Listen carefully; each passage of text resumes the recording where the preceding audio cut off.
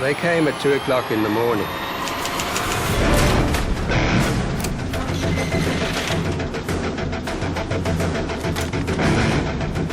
You are sentenced to imprisonment for 12 years.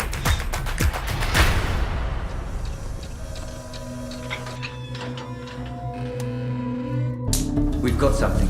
We make keys from wood. Total crazy. I love it. It was a very slow, tedious process. Hours and hours, every single night. I won't give up. I won't give up. I won't give up. Stop! I won't give up. I won't give up. What is this?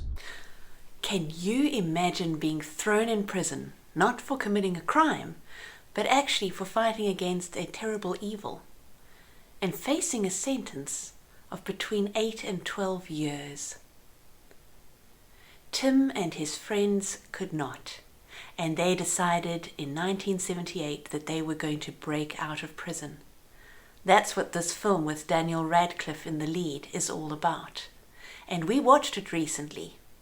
It made me think that life can be a little bit like that prison experience that they had to overcome. And here's how. It's the prison escape. It's a metaphor for how I approached subsequent projects in my life. So when I'm faced with a challenge, I see life as consisting of a number of doors, just as it was in the prison.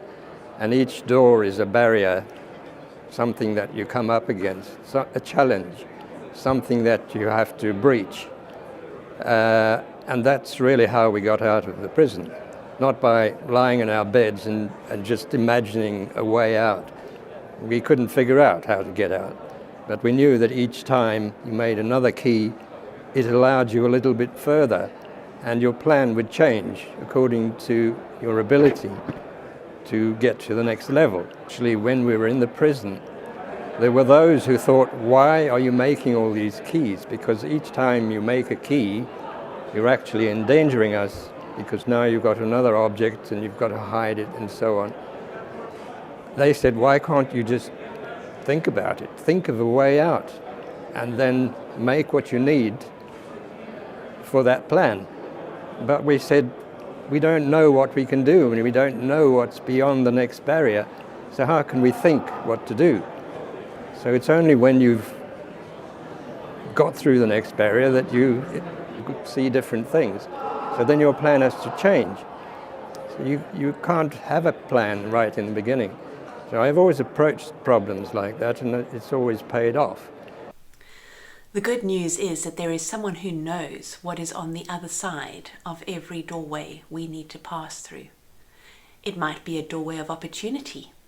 We don't know if it's actually going to lead to something. It's going to be a lot of work to pass through, but maybe it could be something good on the other side.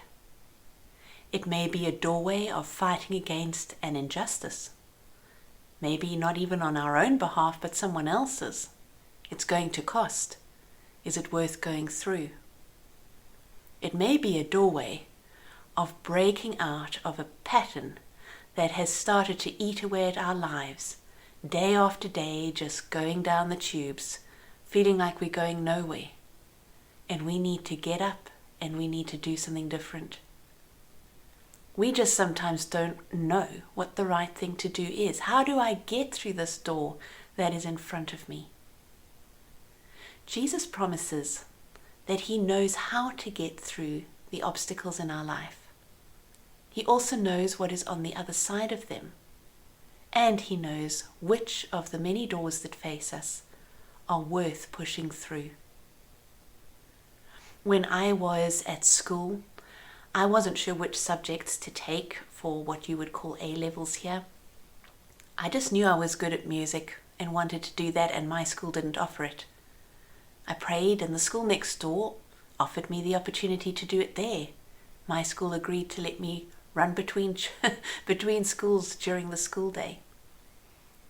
When it came time to decide what to study at university, Music didn't look like a good option. You couldn't make much of a living off of that in South Africa. But I asked for some signs. Help me to get an A in my final exams. There is a competition to see who can get into the Concerto Festival. Let me make it into that. I asked for several things and they all came, and I took that as my go-ahead.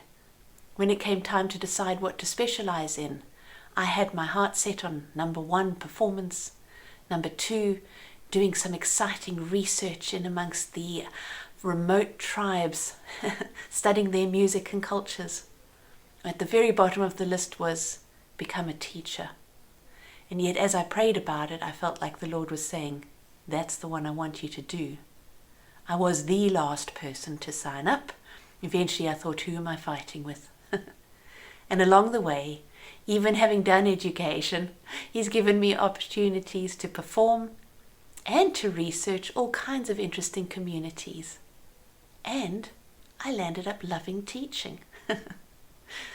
I can point to many, many doorways that have been before me that the Lord has directed me through. Some of them I really haven't wanted to go through. Others have come up very unexpectedly. Some have had the most remarkable surprises on the other side. But I am so glad that I gave my life to the Lord early on, and that so many doorways have already been passed through, with Him in the lead, at my side, surrounding me, catching me when I've made mistakes. And I know that because I've accepted Jesus as my Savior, that the things that confine me in this life will not always do so. When I eventually pass out from it, I know that He has promised me freedom of a kind that I will just never know here on earth. Freedom from guilt, from any kind of wrongdoing, from being hurt by others' wrongdoing. Freedom to live in the light and love of His presence forever.